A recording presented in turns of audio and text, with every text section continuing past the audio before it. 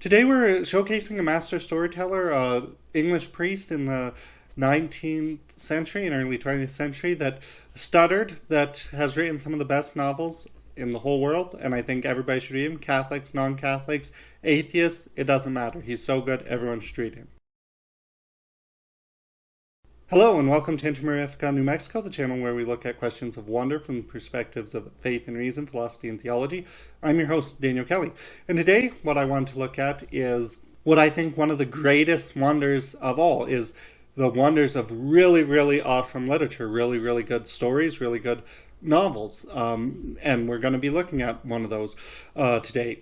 I want to be showcasing these master storytellers pretty regularly on this show. I want to be showing less well-known storytellers, and even some of the greats like Tolkien and Lewis. I think everybody is aware that those are pretty important names in literature. But some of the less well-known, like what we're doing today, and some of the more well-known. And if you're interested in that, please like this video, comment on it. I love the comments, and I usually read all of them. And subscribe and support me on my locals community, where we have some showcases of some more specific authors and stuff. And we actually have a book club where we read through the books, and we'll be starting a new book pretty soon here. So check that out. So who is the master storyteller for this week? He is probably most famous for his book, Lord of the World, which is one of the first dystopian novels. It's about the end of the world and the Antichrist. It's Pope Francis's favorite book, and it's one of the inspirations for books like Father Elijah. Way better than that book and that series of books, but one of the inspirations. And I think one of the reasons this author was so good at writing dystopias is he grew up in a dystopia. His culture was one of the cultures that had the first dystopia, the first police state, and we're going to talk about that more. So who am I talking about? Of course, I'm talking about Robert Hugh Benson. He was an English priest that lived in the late 19th, early 20th century. When he was born, Catholics didn't have, and through most of his life, Catholics didn't have complete rights as English citizens. So he knew what it was like to live as a second-class person, especially somebody who, like him, he was an Anglican. He was born to the Archbishop of Canterbury. That was his dad. And he knew what it was like to have all these penalties attached to being Catholic. And we're going to talk about that more. He became, what's really interesting is after his dad, the Archbishop of Canterbury, died, he became a Protestant monk. A lot of people don't know that there are monastic orders in some Protestant religions. Anglicanism is one of them. So he became a Protestant monk, and that influences a lot of his stories, and we'll talk about that more later. He became Catholic, and he went to work with the Pope. He didn't have a really long life. He died in his early 40s. He'd only been Catholic for around just a little over a decade, so not very long. And he reminds me of Moses, Paul, and these other people that during their lifetime, they weren't great in the world's eyes, but they were great in God's eyes, right? So like Moses, this I'll talk about more connections to St. Paul and different stuff later, but and Newman, obviously, he was one of these people, failure in the world's eyes, but great in God's eyes. But I want to bring out the connection to Moses, because this guy, Robert Benson, he stuttered. He was a stutterer, and people loved to hear him preach. So a thing that should make you a failure is stuttering at the preaching game, right? But people love to hear him. And so I just think that's really cool. So that's a little bit about him. So we're not today talking about his most famous book, Lord of the World, even though that's a great book. You should read it if you want. I'll do a review of it later. I'm talking about some of his less well-known ones. Actually, a trilogy of his books called the Reformation Trilogy. This includes By What Authority is the first one, and then The King's Achievement, and then The Queen's Tragedy. And they're all about living in Reformation-era England under the different Tudors, right? The different king and queens, those three main king and queens. The main characters in these books are usually Catholic, but not always, and I really like how everybody is super realistically and fairly described. He doesn't demonize anyone or just all the Catholics are just good guys and stuff. He's not making a polemical work. Well, in some ways, you could consider it polemical, but he's trying to give this is a fair and accurate representation of this period of time. And I think a lot of times we don't really dig into this period of time, and I think that's so important that this trilogy helps give us a window into these religious controversies that was one of the main inspirations for the founding of the country I'm from, America, and these Western ideals, is they'd seen all these religious controversies, and we need to understand, well, who were the Pilgrims? Why were they looking for religious liberty? They came from England. And you see in England during these times, it's not just Catholics that don't have religious freedom. There's also Calvinists and all these kinds of things that he presents super well, and you get a snapshot of that historical period in a way I don't think anything else can give you. So I think if you value these Western values, this book is so important to see where they spring from. The historical parts in these books are really good. They're pretty accurate. The famous people like King Henry and Queen Elizabeth and Queen Mary and them, they come in little bits, but they don't take over the story. They tell there's its own story, which I like in historical novels. Except the third one. That involves famous people a lot more. But we'll get into that for that one. I like also that although it's a trilogy and there's little bits of connection, each stands on its own, which I think is really, really good, because I think most people will want to read the first one, By What Authority, and most people are not going to be interested to read the third one, The Queen's Tragedy. So let's start. Let's start with the first one. It's By What Authority. I like, and many consider this to be the best of them. I don't necessarily, and we'll talk about that when I review the other ones, but it is, I think, the one that most people should read. It's the easiest to just get into and read. It starts a little bit slow with a lot of characters you got to remember and stuff. It's kind of like if you've ever read Jane Austen. I think everybody should. I mean, somebody who C.S. Lewis and Tolkien and Chesterton thought was a really good writer, I think people should look into, and Jane Austen's that, and we'll definitely do an episode on her.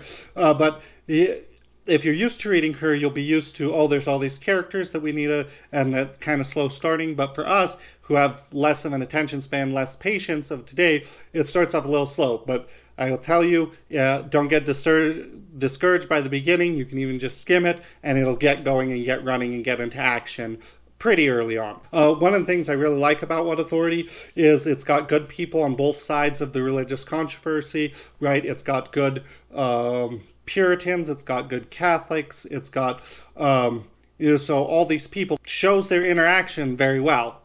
The people that are attached to the old faith that are trying to keep it but also want to be loyal to their monarch, right? So they've got these two loyalties that are warring, and that's been a concern in America's history, that if you're Catholic, can you really be loyal to the state? And that's true all over. In China and stuff, people are always worried, if you're Catholic, you won't be a good citizen. And it shows that that clash that can really happen. And then it shows, well, what if I'm of a different faith than my really, really close friends, my really close family?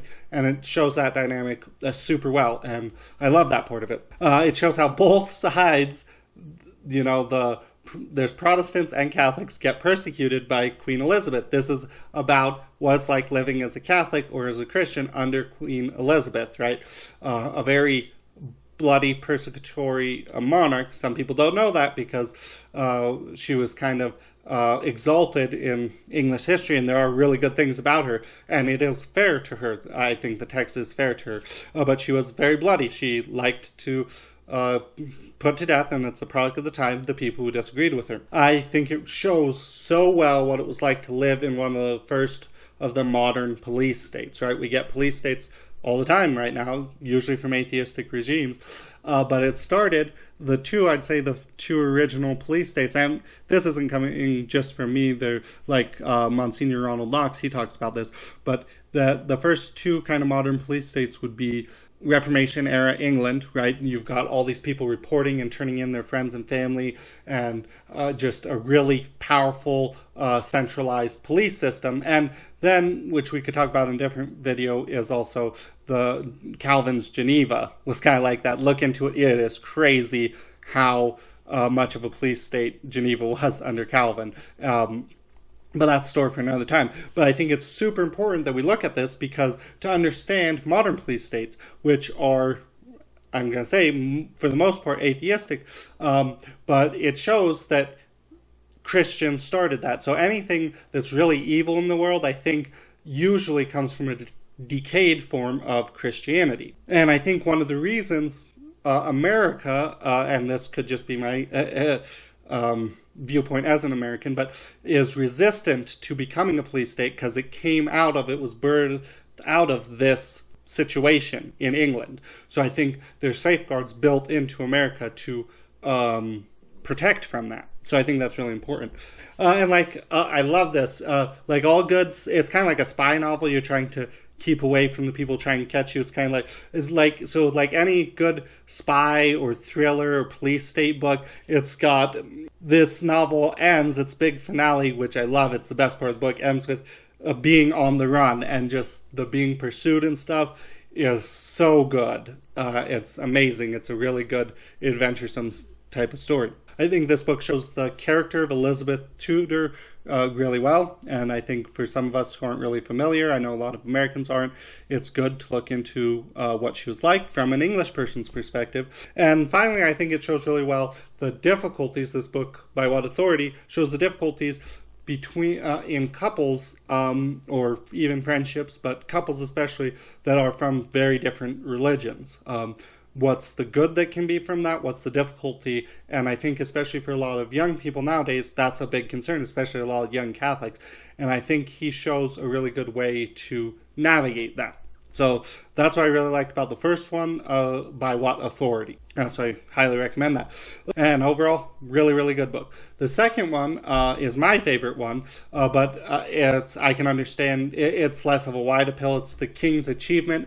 It's about living under Henry VIII, right? Instead of Elizabeth. It kind of jumps backward in time to where all this started, right? And it started under King Henry VIII. And its main focus is less on the religious controversy between Catholics and Protestants stuff, because everybody was Catholic at that time. It's when Protestantism was coming about in England. It shows what is it like to be Catholic at this time. All the characters are Catholic because everyone in England was Catholic. It's got the two groups of people, and they're sometimes intermixed in some ways. The people who are faithful to the old religion, Catholicism, and then, to use a phrase from Tolkien, if you've read The Fall of Numenor, the King's Men, right? So those are kind of the two groups, and it shows kind of their interaction. But the most important part, the really, really powerful part of this book, is it has such a great description of living as a cloistered religious and why cloistered religious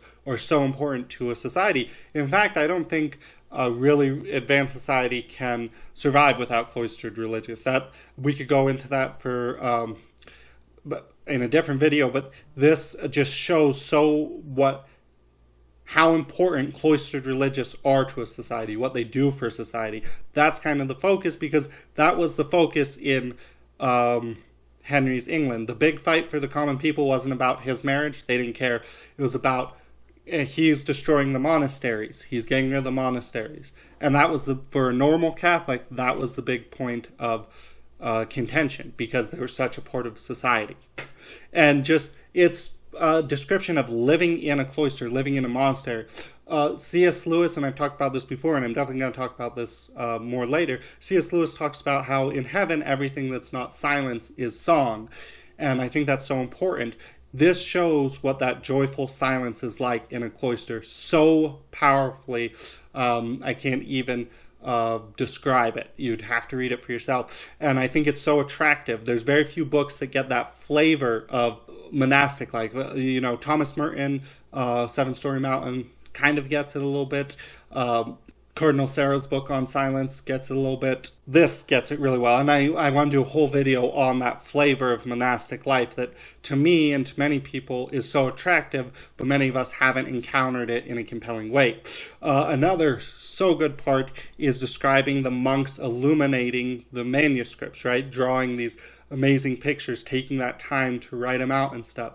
And this is when that was dying out. But it's so powerful. It's the most powerful 2 pages in a book I've ever read, is the monk. It's from the monk's point of view, him illuminating. And it's just one of the most inspiring things I've ever heard about the artistry, or taking the time to do artistic stuff, and what it must have been like for a monk to sit there in a little cell and illuminate these manuscripts. It's intensely powerful, and that's my favorite part of the whole book. You see a little bit, Benson has a difficult view on religious, so I mentioned that he had been a Protestant religious. He wasn't a religious when he became Catholic, and not here, but in his mind, a little bit in the first book, By What Authority, and in his other books, he has this view of being religious is basically always just better. In one of his books, he has the Pope make all priests become religious. I think it's a failing. I think it's a failing of his. It's a failing by what authority? And so you just have to be careful that some people, I can understand from his background why he had this, but in this book, all he showcases is the good part of the religious, and no, there's difficulties. Some of the religious are bad guys and are evil. Not evil, but are villains. But for the most part, this book shows religious life so well. Some of his other books don't show it as well, so I just want to put that warning in. Probably the best book, not the part I enjoyed the best, but maybe the best part of the book is how he showcases the dilemma between justice and mercy that we feel in our hearts and, is a problem for us looking at God's goodness. There's this one character, and I don't want to spoil very much, but because it will diffuse this whole great part of it, is by poetic story justice, by what's right and what should happen in the story, there's this one character that has to have bad stuff happen to him. He's been so evil, so bad, so betraying his friends, all these kinds of things that you see very clearly, the reader sees something to be made right. Something has to happen to this character. He has to get his comeuppance. The structure of the story demands it for the outrageous kinds of things he's done. But the character is likable. We get his point of view in the book very often, so we're kind of on his side. We don't want something horrible to happen to him. He's the main bad guy, and he's the main character. The protagonist is the villain, and lots of novels want to do that nowadays, but they all do it horribly with trying to do moral relativism and stuff. Well, this book doesn't have moral relativism. It has the storybook logic and justice and all that is a centerpiece needed for a good story. So we've got, on the one hand, we like this character. It's from his point of view a lot of the time. And on the other hand, we know something. So there's this tension that Benson builds up so well. And what's going to happen here? How can he resolve this tension that he puts in the reader's heart? And this tension is, I think, one of the main aspects that shows he's a master storyteller. He builds it up so well in the reader. And I don't want to ruin how he resolves it. It works so good as an analogy for ourselves as Christians, right? In justice, we deserve death for what there are outrageous, sinful things we've done. But God likes us. He loves us, in fact. How does he resolve it? How does it get resolved in the book? I think it's a really good meditation for Christians. This book also showcases, I think, one of the best showcases of Henry VIII's character that I've seen in a book. Benson seemed to really have understood Henry VIII well, so I like that quite a bit. The bad part of this book is it ends too quickly. He builds up this great tension, and then, doom, the book's over. And that's the failing of this book. But overall, really good book. Highly recommend The King's Achievement by Benson. The third one of this book is The Queen's Tragedy. It's completely different than the other two. It almost seems like it's written by a different author, with how different. I don't recommend it to most people. If you like the other two and just want to complete it, go for it. I liked it, but it's a very difficult book, and it's not as well written. It reminds me, this is what I meant when I said Father Benson is like St. Paul, because I'm not going to get into the controversy of the authorship of Hebrews and the other Pauline letters, right? So was it written by Paul or not? But you can see in Benson's writing how somebody, because Hebrews very clearly has some Pauline elements. That's why a lot of people thought it was written by Paul. But it also very clearly seems by a different author. And you see this in Benson's work. You can see that it still has a lot of the elements of the same guy, but it easily could be a different author. I think this showcases a difference between writers who are just skilled writers. Even if they're not inspired with the story, they're just skilled. So like David Eddings would be an example of that. He didn't have this awesome overarching inspiration that just drove him. He was like, I know that I'm really good at writing and I want to write, so what's selling is fantasy novels. I can make a really good fantasy novel. And he knew he was a skilled writer, and he didn't have this big inspiration. He did like any other workman. Any workman, that a plumber that can just do plumbing when he's inspired, that's not a good workman. So there's guys like that, but then there's guys like, I would say Paul and definitely Benson, that when they're in the zone are amazingly good writers. So to use the example of St. Paul, Hebrews is a way different read than the other Pauline letters. But at the other times when they're not in the zone, Paul, like for example in Paul's letters, his grammar, his writing is horrible. It's funny that God used him to write most of the New Testament, because his grammar and his writing is horrendous. Ask anybody who knows Greek or even doesn't know Greek. It's very hard to get through. So this, Benson, I think, was inspired for the other ones, and it made him a good writer. But then you see in this third one, he's not actually a good writer, and that's the same with his End of the World novels. Lord of the World, when he was inspired, he was in the zone, he writes really, really well. But when he's not in the zone, and I'm using in the zone because obviously all of St. Paul's writings were literally inspired by the Holy Spirit, inspired right from the Spirit. So in the zone, I'm using instead because all Paul's writings were inspired. But this guy, when he writes, when he knows what story he has to tell, but he's not in the zone, Benson, it's not as well written, and the Queen's Tragedy is not as well written. So the bottom line here is Benson still has a really great story to tell, but when he's not in the zone, he's not great at telling it. And in the Queen's Tragedy, what it is it's what is life like for Catholics under Mary Tudor, and actually most of it is from the point of view of Mary Tudor. She's the main character, kind of. She's the protagonist in a way. And he doesn't sugarcoat her flaws. And I think he shows really well that a lot of times as Catholics and as Christians, we put our trust in princes. We're like, ooh, this guy got elected that agrees with me. And, oh, this is going, if we could only get these people in political power, then it'll be good. And I think a lot of English people at the time were like that. But he shows that we, even if a prince is a good prince, even if they agree with us, even if they're Catholic, whatever, put no trust in princes and mortal men in whom there is no help, okay? And it shows so well that Mary was trying to do these good things, and she ended in failure. She was kind of crazy in a lot of respects, and it shows really, really well what's that like. And I think it's good warning to us Catholics or Christians that put too much trust in the political system, and if only we got our guys in there, then we'd be good to go. So I think it's really good warning. And it also shows that even if you're a failure in the world's eyes, you can still be important in God's eyes. And he shows that really well. So, but this book, bottom line is, it's not as well written and stuff, so I don't recommend it to most people. But if the things I've said about pique your interest, go look at it. Just be warned that it's kind of bumpy and choppy in many places. So overall, this Reformation Trilogy by Robert Hugh Benson, which is by What Authority, The King's Achievement, and The Queen's Tragedy, I highly recommend. I think everyone should read them. I think it will really help your appreciation of history and how America came about, how Western values came about, and I think it'll just, you'll really enjoy them, and you'll have a better perspective on life. So I highly recommend this trilogy. I hope that's helpful for you. You have a good day. God bless.